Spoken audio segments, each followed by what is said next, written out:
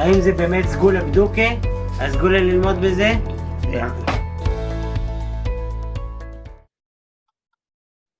Okay, before tonight's share by Rabbi Kahn, I just want to make a couple of quick announcements. This share and this channel started about 3 years ago when I was facing some health issues, and someone gave me the Zera Shimshon Svarim and told me about the skulos and everything. And I started learning a little bit about the skulos. I got the English Svarim from Art Scroll, which are synopsises, but obviously the Hebrew Svarim are really the preferable way to go, but I have trouble with the Hebrew. So I called Rabbi Kahn, who I've known my whole life. And I mentioned to him about the skulos and about the Svarim and about how interesting the Torah itself is. And he took a look at it, and he and I started, we decided to try to put together a time to learn. We started recording it, and we started actually, I think it was before Zvi got the Svarim. I think we only had Zvi, we had the Purim and the Haggadah. So we put together the first 4 shiurim were the 2 on Purim and 2 on the Haggadah before you got the Svarim. Anyway, we started that way. We started the WhatsApp chat. It's up to it's a whole bunch of people, like 60 something people. And we started the YouTube channel, putting up the shiurim, and it's just been getting more and more popular. So I just want to give you guys some quick numbers, which I mentioned in the chat. Tonight, God willing, will be Rabbi Kahn's 150th Shiur, which is just mind-boggling. Baruch Hashem. Unbelievable, Yashikon. This whole thing started, by the way, the person who sent me this farm when I was facing the health is an unbelievable guy named Ushi Rosen. Tzvi and I know Ushi way back from Brooklyn days, and he davens at May with me, and he's just an amazing person. Sent me this farm to give me chizuk, and he was the spark that led to this. So let me just tell you where we're holding now, because the numbers are staggering. So this is the 150th Shiur by Rabbi Kahn. About, I don't even know how long, 9 months ago, Rabbi Pashkes from Worldwide Zera Shimshon found out about the channel. I got in touch with him. He put me in touch with the Rav Zilberberg from Eretz Yisrael, who handles the website. And they decided to make our channel the base for Worldwide Zera Shimshon. And they were going to steer other Rabbanim who were giving Zera Shimshon shiurim on YouTube. So let me tell you where we're holding today. We have now on the channel 531 videos of Zera Shimshon shiurim, 500 from 12 different speakers. The videos have been seen from 12 different countries: the United States, Israel, France, Canada, the UK, Italy, the Ukraine, Brazil, Egypt, Cote d'Ivoire, I don't know where that is, South Africa, and Belarus.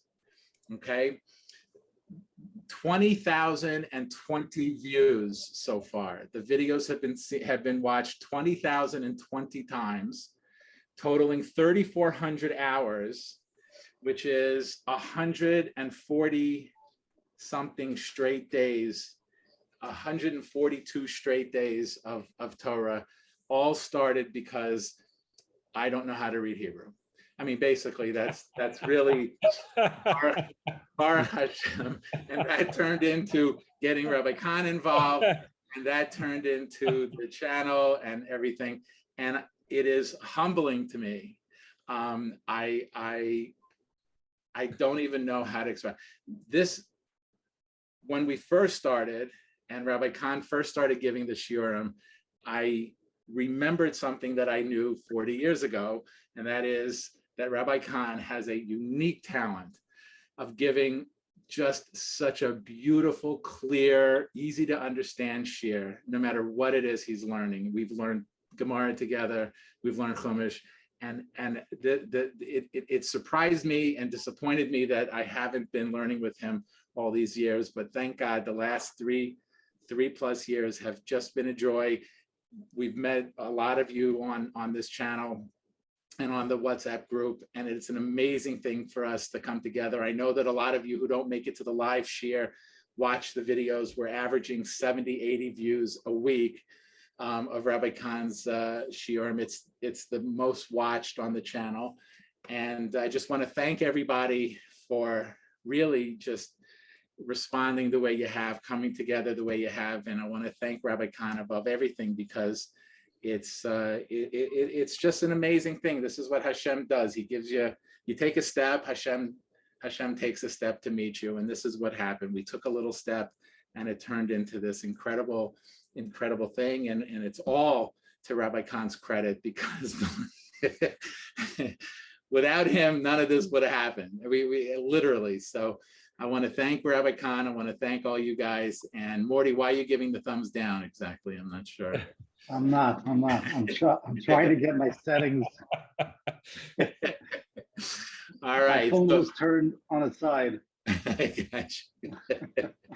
I got you. But anyway, a tremendous yashar koach to everybody.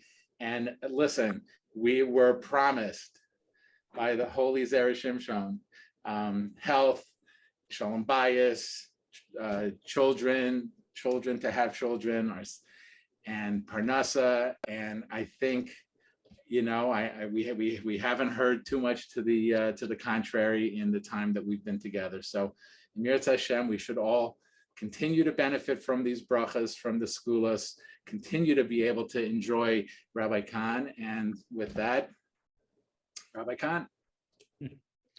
I can't start, Steve, without making one correction to your beautiful words, and that is we owe all of this to you, because as you told the story, I never heard of the Zera Shimshon when you contacted me about it, and I didn't have the sefer until you sent them to me. So it's really all based on your unbelievable devotion to this effort and to this inyan. So huge yashar koach to you, and also to everyone, all the participants. Okay, if you're ready to start, we'll start. Erev Tov and good evening, everyone. We're in the Zera Shimshon on Parshas Vayechi, and we are going to, we're in Os Gimel. We're going to do section number 3, Os Gimel. Let's take a look at a pasuk right from the beginning of the Parsha. This is Perek Mem Zayin, pasuk Chaf Tes. Vayikravu Yemei Yisrael Lamus, and the days of came close for Yisrael, that's Yaakov Avinu, to die. Vayikra livno liYosef, and he called to his son to Yosef, and those are the three critical words that the Zera Shimshon is going to focus on. Vayomer lo, and he said to him. So this is Yaakov Avinu talking to Yosef. Imno matzasi chen be'einecha. If please I have found favor in your eyes, simno yodcha tachas yirechi. Place now your hand under my thigh, which was a way of taking an oath. Ve'asisa imadi chesed ve'emes, and do with me kindness and truth. Al nosik bereni b'mitzrayim. Do not please bury me. Please do not bury me in Egypt. And of course, this is Yaakov's famous request, the beginning of Yaakov Avinu's famous request to Yosef, to bring, after he dies, to bring his body back to Eretz Canaan and to bury him in Maras HaMachpelah, into the cave that Avraham purchased all the way back from Ephron Achiti, and Avraham and Sarah. As Yaakov points out, Avraham and Sarah were buried there, Yitzchak and Rivka were buried there, and Yaakov says, I buried Leah there, and please bring me back and bury me there, which is an oath, of course, that Yaakov takes and fulfills, along with his brothers. So let's now go right to the text of the Zera Shimshon. Os Gimel Parshas Vayechi. Medrash Rabbah. The Medrash Rabbah says, Vayikra livno liYosef, and Yaakov called to his son to Yosef. That's right from the pasuk that we just read. Lama lo koro lo liReuven velo liYehuda.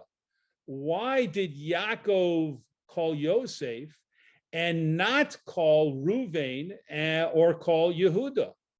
V'Reuven hu habachor. Reuven was the firstborn son.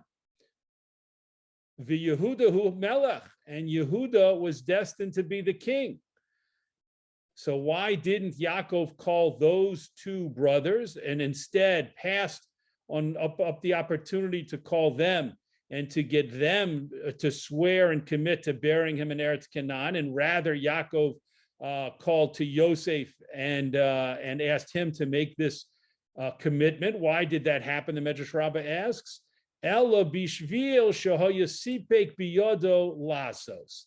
But it was because Yosef had the ability to do what Yaakov Avinu needed done. Yaakov needed a commitment to be buried back in Eretz Canaan, and Yosef had the power, the authority, and the political connections to do that, whereas the other brothers did not have the ability to actually commit to make sure this happened. Lefikach, therefore, Vayikra livno liYosef. Therefore, Yaakov Avinu called to his son, to Yosef. Ulefi shehasha mesuralo. And it was also because the time was given over to him, meaning that Yosef was clearly benefiting during this time. For many years, he was at the height of his power and the height of his prominence and the height of his political authority in Mitzrayim. And so it was clear that in addition to having the ability to do what needed to be done, he was also extraordinarily successful and extraordinarily prominent. And so that's another reason why, according to the Medrash Rabbah, Yaakov asked him. This was a time period when there's nothing that Yosef, everything he touched turned to gold, so to speak. There's nothing that he wasn't able to do, and he was at the height of his, as we said, his power and his prominence. Ad kan Lashono, until here, is a quote from the Medrash Rabbah. V'hu tamuha. The Zera Shimshon starts off by saying this little piece in the Medrash Rabbah is strange. It's wondrous, meaning wondrous in a questioning way, in an interrogative way. It leaves some questions. B'had Messiah, in that with which it concludes, lefikach, therefore, top of the next column, vayikra livno v'chule. And he called to his son, to Yosef. It began with those exact words. That's the Zera Shimshon's first question, and let's pause to make sure we understand it. The Zera Shimshon is saying that when the Medrash Rabbah, or for that matter, the Yalkut Shimoni or other Midrashim, if they quote a few words from a pasuk, then it's clear that's the indication that those are the words that they're going to discuss. And if something needs to be asked and explained about those words, then those are the words that are being focused on. So the Zera Shimshon says, this little piece in the Medrash Rabbah starts off with the words Vayikra livno liYosef, that Yaakov Avinu called to his son Yosef. So we know it's going to explain those words. And if there's a question that the Medrash Rabbah has, if there's a problem or an issue or multiple problems or issues, it's going to explain those words. So why at the end, after a few lines later, does it says, therefore, Vayikra livno liYosef, therefore Yaakov called to his son, to Yosef, as if we somehow didn't realize that those were the words that that the Medrash Rabbah was explaining to us. So it seems, at the very least, it seems superfluous and unnecessary for the Medrash Rabbah to, on two different occasions, at the start and then a few lines later towards the end, to say these are the words that we're explaining. We understand if you say it in the beginning, Medrash Rabbah quotes some words, that's what it's going to talk about and explain. Why then repeat it at the end? That's the first question of the Zera Shimshon. The Od Kasha, and another question, Lama Nosan Shtei Ta'amim. Why did the Medrash Rabbah give two reasons that Yaakov chose to call Yosef to the exclusion of any of the other brothers, to his other sons? Shehayasipek biyodo lasos. The first reason was that Yosef had the ability to do what needed to get done. V'shehasha mesuralo. And then at the end, it added an additional reason that this was a time that was given over to Yosef. This was a time for Yosef to shine, and it was his golden era, so to speak. Why did the Medrash Rabbah add that in as if a second reason was needed, when the first reason of Shehoya Sipek Biyodo Lasos, Yosef was the only one who could get the job done, it certainly seems sufficient, right? That's why Yaakov asked Yosef to do it, because Yosef was the only son who could actually do it and commit to do it. So why was a second reason given? These are the two questions that the Zera Shimshon poses right at the start. Now let's move ahead. Venira, and it would appear Shahamedrash bo litaretz, that the Medrash is coming to answer Lama nosan mala zu Yosef. Why did Yaakov give this promotion or this elevation, this special privilege to Yosef, meaning of being in charge of his burial arrangements?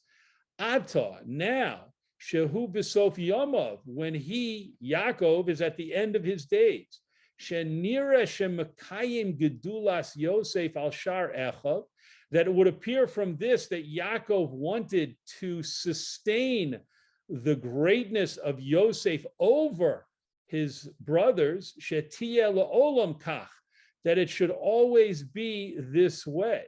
Let's pause for a moment. The Zera Shimshon is saying that we need to understand the Medrash Rabbah piece on a deeper level, in a deeper way. And he's saying what the Medrash Rabbah is really trying to understand is that at the end of Yaakov's life, everything that he did, everything that he said and did, took on more significance than things that he might have done or said earlier in his life. And so now at the end of his life, he says that he calls specifically to Yosef and says, I want you to promise to not bury me in Mitzrayim and to take my body back to Maras HaMachpelah, to Eretz Canaan. And this is an elevation. This is a special privilege, a unique privilege that he's calling upon Yosef to do, that cannot be missed, that cannot be viewed as anything but highly significant. And perhaps not only highly significant, but an indication of how Yaakov wants things to continue in the future. Meaning, now that I'm about to leave this world, Yaakov Avinu perhaps was trying to indicate, now that I'm leaving this world, I want to send a message to the whole family that I want Yosef to run things. How do I send that message? Because I call him and I say to him, I'm about to die, I'm about to leave this world. I want to put you and only you in charge of my burial arrangements. So this could certainly be construed by Yosef and by the brothers and by the whole family, by the whole household, as an effort to say Yosef who should take over and be in charge of things after I die. So the Zera Shimshon says that is really what the Medrash Rabbah is asking about. And now it continues, V'halo. And isn't it true? Yehuda osid lios melech. Isn't Yehuda, not Yosef? Isn't it Yehuda the one who is destined to be the king? His shevet, his tribe, is the one that is going to bring kings forth over the Jewish people. Kemoshe bercho Yaakov atzmo. As Yaakov himself later in our Parsha blesses Yehuda, and here's the quote, Lo Yosor Shevet mi Yehuda. The scepter of kingship will never depart from Yehuda. So the Zera Shimshon says, we need to understand that this is the thrust of the question in the Medrash Rabbah. Why would Yaakov at the end of his life call Yosef to be in charge of the burial, which for all intents and purposes is the last thing that's going to be done for Yaakov, and it's not a small thing, and it's an extremely difficult thing. Why would he call Yosef to do it? If he wanted the brother, if he wanted to call the son the son who is destined to be the leader and take a leadership role and have kings come from his generations in the future, that's Yehuda. And Yaakov himself is the one who blessed Yehuda with Malchus, with the destiny of kingship. V'Ruvain hu ha-bechor. And if he didn't want to call Ruvain, if he didn't want to call Yehuda, or if he wanted to call Yehuda plus an additional brother, it shouldn't have been Yosef, it should have been Ruvain, who's the firstborn. And the firstborn son traditionally is the one who leads the family, even during the lifetime of the parents, of the father, and certainly after the father leaves this world. And now the Zera Shimshon continues with a very important point. Shahare lo avad chelet b'choroso ela le'inyan nachlas haaretz. Ruvain did not lose the rights and responsibilities of being the firstborn the only thing he lost, the only aspect of the firstbornship, so to speak, that he lost, of the Bechorah that he lost, was in terms of Nachlas Haaretz, in terms of inheriting the land in the future of Eretz and Eretz Yisrael, meaning in the future, the double portion went to Yosef. Yosef's descendants had two portions in the land of Israel because Ephraim and Manasseh, those two groups each received their own portion in the land of Israel. So that means that Yosef, the father of Ephraim and Manasseh, was given two portions in the land of Israel. And in that regard, Yosef was considered like the Bechor, like the firstborn, but not in any other regard. The Zera Shimshon opines here and points out here. K'di'isa b'medrash, as it states in the Medrash, al pasuk, on the pasuk, Vayechi b'shchon Yisrael ba'aretz hahi, and it was when Yisrael, when Yaakov Avinu dwelled in that land. And here's the quote: Bechoras mamon nitla mimenu, the firstbornship in terms of money, in terms of financial matters, fiscal matters, was taken away from Ruvain. Velo notla mimenu bechoras yuchsin. But it was not taken away from him the lineage of being considered the firstborn. She'afilu b'shas hakalkola, because even at the time of the damage, meaning even at the time when Ruvain did the act that caused him to lose an aspect of being considered the firstborn, and we'll talk about that in a moment, ein miyachsin ela leRuvain, still the yichus of being the Bechor was only given in terms, was only talked about, referred to vis-a-vis Ruvain. Dichsiv, as it says in the pasuk, b'nei Leah, the sons of Leah, Bechor Yaakov Reuven. The Torah is absolutely clear in identifying Ruvain as the Bechor, as the firstborn, after he committed the act that was problematic. And again, we'll talk about that in a moment.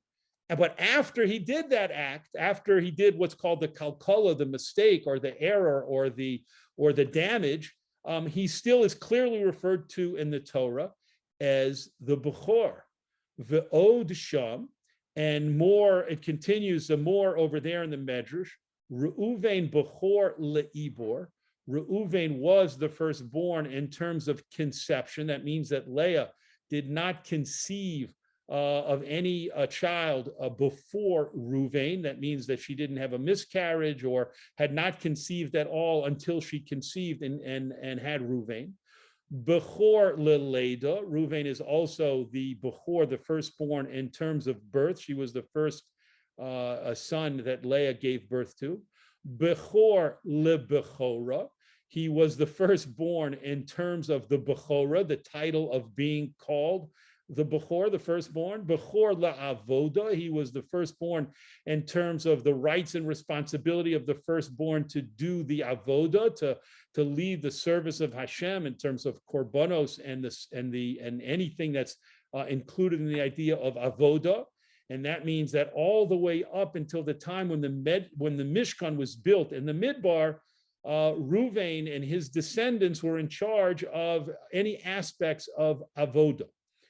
Bechor le tshuva, he was the firstborn in terms of doing tshuva. That means after the incident, which we'll talk about in a moment, he was the first one to do the complete teshuva for that. Va'af bechor le nevuah, and he was even, or at least his descendants were given the privilege of bringing the first to bring a nevuah, and this is of course at a specific time in Jewish history. Ruvain, of course, was not the first Navi amongst the Jewish people, but he was the first one, or his descendants, I should say, specifically Hosea, was the first one to receive a nevuah at a specific time in Jewish history. Dichsiv, as the pasuk in Hosea says, Techiles diber Hashem beHosea, the first words of Hashem came to Hosea. At that time, there were three other Nevi'im, one of them being Yeshayahu. And nonetheless, even though there were three other Nevi'im, Hosea was the first one that Hashem spoke to, again, at that specific time, at that very important time in Jewish history. And so even then we see that Reuven's descendants receive special merit of being the first because Reuven was the Bechor, and all these different aspects. Ubesof parakama dehorios, and at the end of the first parak of Maseches Horios Amrinon, we say, Al Shem Achehem Yikra'u B'Nachalosam. This is also a pasuk from our Parsha, in which Yaakov Avinu says that Ephraim and Menashe, Yosef's two sons, his first two sons, Yaakov tells Yosef, your sons Ephraim and Menashe will have their own shvatim and have their own inheritance in the land of Eretz Canaan, just like my other sons, just like Reuven and Shimon, just like my other sons each have their own shevet and they each have their own portion in Eretz. So too your two sons, Yosef, which means Yosef again is receiving a double portion. That will come out for Ephraim and Menashe. So the Gemara over there says, "L'nachalo hukshu v'lo l'davar acher."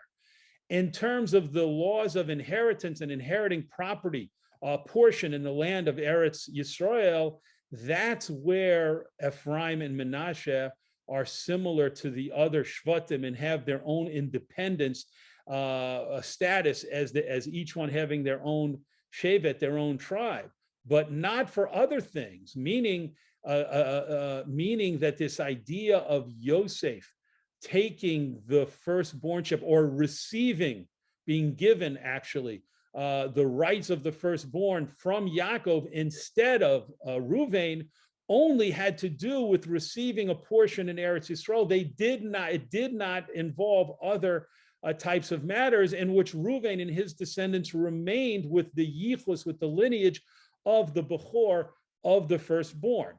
V'chein posek Rambam, and so too the Rambam clarifies or articulates the halacha. And here's a quote from the Rambam in the Mishnah Torah: V'shevet Menashe ve'Ephraim einom chashuvim kishnei shvatim. Ephraim and Menashe are not considered two tribes; they're two independent tribes. Le'inyan shigagas horas bezdin. In the matter of when Bezdin makes a mistake, El Shnehem Shevet Echad.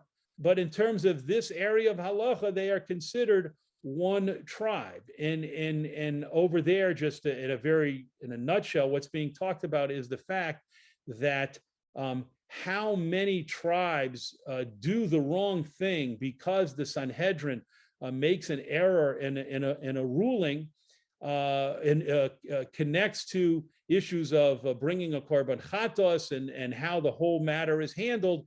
And so the Rambam says, if you're going to count the shvatim because you're trying to see how many shvatim followed an incorrect ruling of the Bezdin, don't count Ephraim and Menashe as two separate tribes, but rather count them as one tribe. So this is a specific, clear example brought down in Halach and the Rambam, where we're told that Ephraim and Menashe in areas not connected to the Nachal or not connected to the division of portions of land in Eretz Yisrael were treated as one tribe. Ad kan Lashono, until here is a quote from the Rambam. So now, before we continue, let's pause and fill in a couple of gaps. Number one, the story of Reuven losing, at least in terms of property, in Eretz Yisrael, losing the rights of the Bechor, of the firstborn, took place when he got involved in the placement of his father's bed. And the Torah uses the word Vayishkav Reuven as Bilha, that Reuven lay down with Bilha, and Chazal explain what that means is that he moved his father's bed because Yaakov Avinu had put his bed in the tent of Bilha. And Reuven felt that was an insult, a slight to the honor of his mother, Leah. And so he moved Yaakov's bed from Bilha's tent to Leah's tent. And this was viewed as a tremendous and very deep act of disrespect towards Yaakov, towards Reuven's father, Yaakov Avinu. And therefore, he lost certain rights as the Bechor at that time. But the Zera Shimshon has gone to great lengths as we have just seen, to demonstrate to us, to teach us that Reuven did not lose the right of being the Bechor. In fact, he kept all of the rights of being the Bechor, except for issues and laws that had to do with the division of the land in Eretz Yisrael. And in those matters, Yosef's two sons, Ephraim and Menashe, each had a portion, and each were considered a shevet. So Yosef received the double portion, not Reuven as the Bechor, which he would have received had he not lost this aspect of the Bechorah, but he did lose it in that one regard, which is the whole point that the Zera Shimshon has been developing. And now he says, V'zehu shemasmiya hamidrash. And this is what the Medrash is actually wondering about or asking about. Lama lo kara lo Reuven v'lo Yehuda. Why did Yaakov choose to call Yosef at this very vital moment towards the end of his life, when he seems to be sending a message about who's going to lead the family after his death? He shouldn't have called Yosef, the Medrash says. He should have called either Yehuda or Reuven, or perhaps both of them. Yehuda because he was destined for Malchus, and Reuven because he was the Bechor in almost all matters. So call one of those sons, the Medrash asks. Don't call Yosef. V'tirates, and the Medrash answers, Bishvil shahayasipek biyodo lasos. Because Yosef was the one who had the capability to fulfill the need that Yaakov was focused on. Klomar, this means to say, Adarabba, just the opposite of what we might have thought. We thought the best thing to do would be to call Reuven or Yehuda, because they were the ones that Yaakov should have been setting up for future leadership. And now the Zera Shimshon says it's actually, Yaakov's intentions were actually the opposite of that. If Yaakov had in fact called to Reuven or to Yehuda at this time and entrusted one of them with the mission of his burial arrangements, Hayisi Omer, I would have said, Shedafka Kara La'elu, that he specifically called them, Reuven or Yehuda, Lefi Shehem Gedolim Vechashuvim, because they are destined for the greatest and most prominent, important positions in the family. You're the Bechor and the Melech. So they are the ones destined for that kind of greatness. Ve'eno rotze ze me'acherim. And it would have sent a message that Yaakov Avinu did not want any of the other sons to get involved in his burial, because he wanted to reserve this special privilege for the greatest and most prominent of his sons. Omnam, however, Ata now shekara liYosef shehu hatzoyer. Now that Yaakov went and he called Yosef, who's one of the youngest, the second to the youngest of the sons, of all the sons, im isa shekara dafka liYosef, if he had called Yosef specifically bishvil hagedola shehayilo, because of the great position that Yosef had, hakosav hayilo lichtov, the pasuk should have written vayikra li Yosef, and he called to Yosef, v'sulo, and no more than that. The pasuk should not have said what it actually said, vayikra livino li Yosef, and he called to his son, to Yosef. The Zera Shimshon says it should have just said, and he called Yosef. If Yaakov Avinu chose Yosef and wanted to call him because he was a chashuv, a very prominent, great person, as he was in Egypt and even in the world, if that's why he was calling him, then it should have just said Vayikra li Yosef. He called Yosef because he wanted Yosef, the great famous Yosef. Umidika Amar Livino Yosef, from the fact that the Torah said that Yaakov called to his son, to Yosef, Shmamino Shekaro Bishvil Shehu Beno. He called Yosef because Yosef was one of his sons. Vihu Hadin Lishar Bonim. And he wanted to send the message that this same calling out, this same invitation to Yosef could have applied to any one of his sons. Vahai Dekorah Yosef, and the fact that he called Yosef was not because of his great position, because of his fame, but rather Lefisha Hayasipek Biyado Lasos. It was for a very practical reason that Yosef was the one who could do what it is that Yaakov wanted it done. But let's say Yaakov would have wanted something else done, and one of the other sons would have been able to do it, or all of the sons could have been able to do it, then Yaakov was trying to send a message. I am not now indicating that I'm looking for the greatest sons, whether it means in the future, like Ruvain and Yehuda, or whether it means right now at the moment when Yosef is clearly the son with the greatest power and the greatest prominence and authority. No, Yaakov says, that's not what this is about.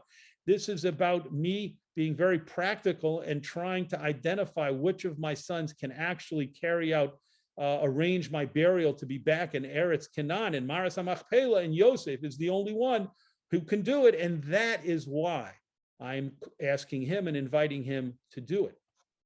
Now the Zera Shimshon continues along this line of when you have brothers, a set of brothers, and you're going to choose one of them, possibly, how that plays out in a whole different area, as we'll see now. Kide Amrin on Perek Beis the Yevamos, as we say, as Chazal say in the second Perek of Masechta Yevamos, mitzvah begodol liyabe. It is a mitzvah for the oldest son to do the yibum. Ve'im kodam hakotan, and if a younger son takes action before the oldest son and does the Yibum ceremony Zocha, then he merits to be married to the Yavama, to the sister-in-law. Let's pause to remind ourselves of what a Yibum is all about. So the Torah tells us that if you have a man and he marries a woman and they do not have children, and this whole area of the Yibum, this whole mitzvah only applies in such a case where the couple is childless, and then at a certain point the man dies, then instead of having the widow go out now and try and find a whole new husband from a whole different family, the Torah says there's a mitzvah of Yibum, which means that one of the brothers, if there's only one brother, then it's that brother. If there are several brothers, one of the brothers has a mitzvah to go and to marry the widow and to hopefully have children with her, and this will preserve the memory of the brother who died in the future. So instead of marrying a stranger, instead of going out and finding a husband somewhere else, there's a mitzvah for a brother of the deceased man to marry his sister-in-law, again, only in the case in which the original couple was childless when the husband died. So the Zera Shimshon brings in from Maseches Yevamos, from a Mishnah over there, that the mitzvah of Yibum applies first and foremost to the oldest son. However, even though that's true that the oldest son should be the one to do Yibum, if a younger son, a younger brother comes and marries the widow, then Zocha, then he stays married to her and he's the one who is her new husband. Because even though it's written in the Torah, V'hoya ha-bechor, even though the Torah specifically says it will be the firstborn of the brothers to marry the Yavama, the sister-in-law, V'darshinon hamiyabe miyah bechor v'hagodol, and Chazal say, why is the Torah talking about the bechor, the firstborn of the family? Because the one who does Yibum, the one who marries this, the widow, the sister-in-law, should be the firstborn son and the oldest. So if the firstborn passes away, so the next oldest after that. Mikol Makom, nevertheless, even though the Torah says that, Hoil Dichsiv, since it's written in a pasuk right in that same area of the discussion of Yibum, the mitzvah of Yibum, it says, Ki yeshvu achim yachdav, when brothers will live together. The Torah puts in an unusual phrase about telling us the context of the mitzvah of Yibum. It says, when brothers will live together. So the Chazal say, Hukshu yeshivas ha'achim zeh lazeh. So the Torah itself is talking about the brothers living together. It means it's comparing each brother to the other brother. Ubechor v'godol lav davka, which means that the one who does Yivum does not have to be the firstborn son or the eldest son alive at the time. But rather it's only, the Torah is only trying to teach us that the firstborn son or the oldest son is given precedence over the other brothers. So therefore, lechatchila, to begin with, the firstborn son or the oldest surviving son at the time of the death of one of the younger brothers, when that happens, they should be the one to do yibum. However, if they choose not to do yibum, or if a younger son, as we just saw, comes and does yibum, then that's totally fine. That works, and that's a fulfillment of the mitzvah of yibum. Kemoshe kosav shama tosus yantif ayin sham, as the Tosus Yantif, a commentary on the Mishnah, writes there, and you can look there and see how the Tosus Yantif discusses this topic. But the point is, for our purposes, that we see a situation where a bechor, an oldest son, or I'm sorry, a firstborn son or an older son are given precedence, but that doesn't mean that the mitzvah cannot be done by a younger son. The mitzvah of yibum can be done by a younger son or even a youngest son. And if the Torah had said that Yaakov called to his son Ruvain or to his son Yehuda, Hayisi Omer, I would have said, Sheyakov hayarotze shetia hamitzvah beruvain o beYehuda, that Yaakov wanted the mitzvah of arranging his burial to be done by Ruvain or by Yehuda, shehem gedolim, because they were great men destined for greatness. V'im lo yirtzu, and only if they didn't want to do it, tiyeh mitzvah mutelis al shar ha'achim, then the mitzvah could be done, could be performed, or could fall upon one of the other brothers, but only if Ruvain and Yehuda passed on the opportunity. Kamo b'chalitza, like we just learned regarding the mitzvah of yibum and chalitza. Chalitza is the ceremony that takes place if the yibum is not going to happen. If for some reason the brother does not wish to marry the Yavama, or if there's another reason why the Yibum, the Yibum marriage, the Levirate marriage cannot take place, then Chalitza is a ceremony. But the point is, it's just like over there, that precedence is given to, would have been given to Ruvain or Yehuda, and only if they chose not to do it, could it go to a younger brother. Aval hashter shekara li Yosef, but now that Yaakov called Yosef, the Omar, and he said, Livino li Yosef, and the Torah referred to this as him calling his son Yosef. Not just he called Yosef, but he called to his son Yosef. And we have to recall that the Zera Shimshon pointed out when it said Livino, that meant to teach us, it was like an equalizing word. That meant to teach us that Yaakov was saying, any of my sons could do this mitzvah, and I could have called any of my sons. However, I had a very practical reason to call Yosef. Therefore,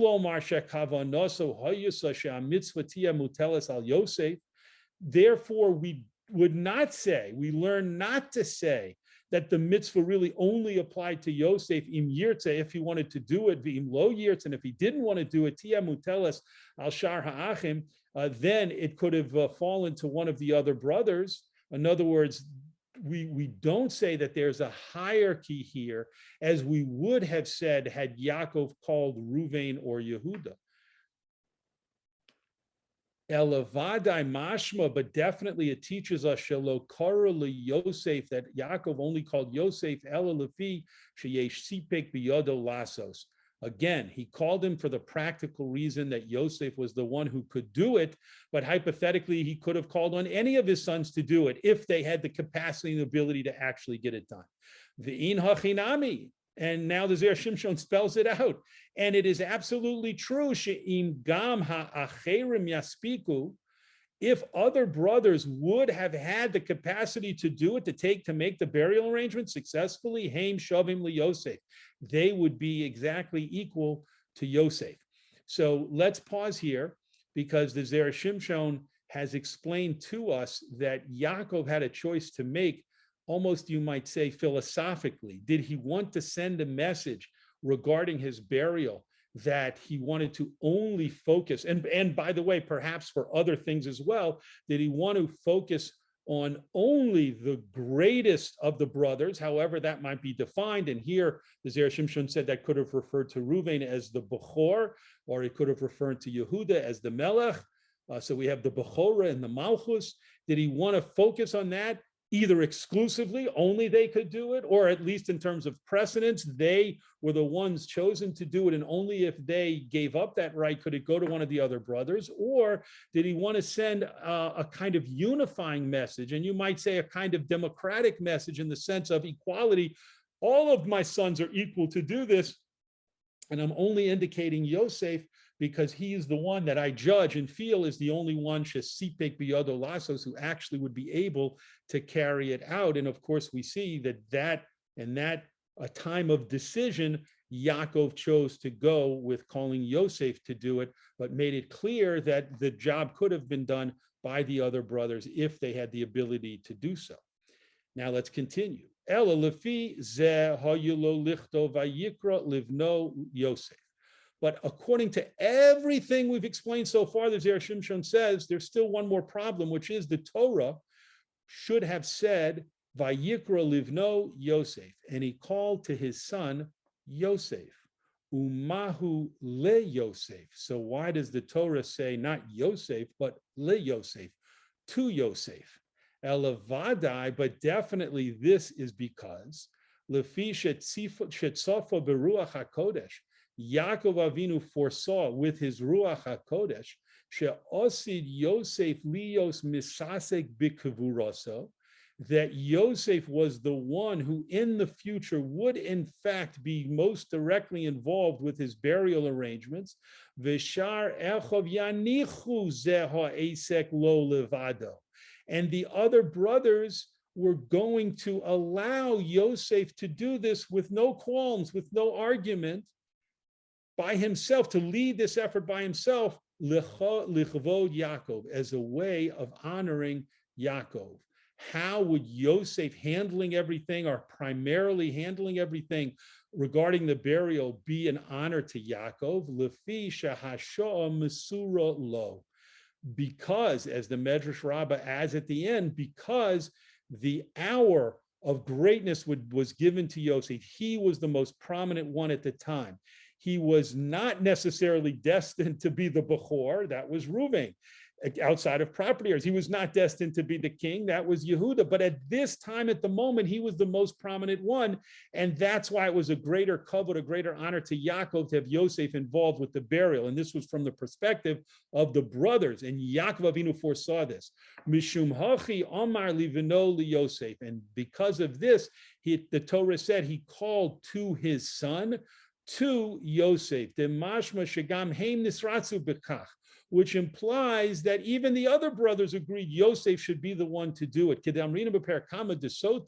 As we say in the first parak of Maseches Sota. Sorry, little technical problem. Oh, now we go to the top of the next column, the last two lines. She'omru, that the brothers said, Hanichu lo, let him do it, meaning let Yosef handle the burial arrangements. Kivodo bigedolim yoser mipiketanim, because the honor, his honor, meaning the honor of Yaakov Avinu, is more if the greatest, most prominent people are involved. And again, at that time, that was Yosef, more than people who are not as prominent, which is the rest of the brothers. In Egyptian society, Yosef was clearly the most prominent, the most famous, the most powerful. So even the brothers agreed that Yosef should be the one involved. So just to quickly recap, and I know it's been a long discussion, to quickly recap, the Zera Shimshon has shown us that the Medrash Rabbah was dealing with an issue deeper than what we originally thought, a question deeper than what we originally thought, and it was also trying to balance between two different things. It was showing us that Yaakov Avinu was trying to balance the fact that he wanted to send a message of openness and equality amongst the brothers, but he also wanted to add that he knew this would specifically end up being Yosef, not just because Yosef was the one who had the capability to do it, but because all the brothers realized Yosef at that time was the most prominent, and that Hashah Mesuralo, this was the time when great prominence was given to Yosef, and it would be a greater honor to the father for Yosef to do it. Yasher koach to everyone for participating, and we look forward to learning Zera Shimshon together, God willing, next week.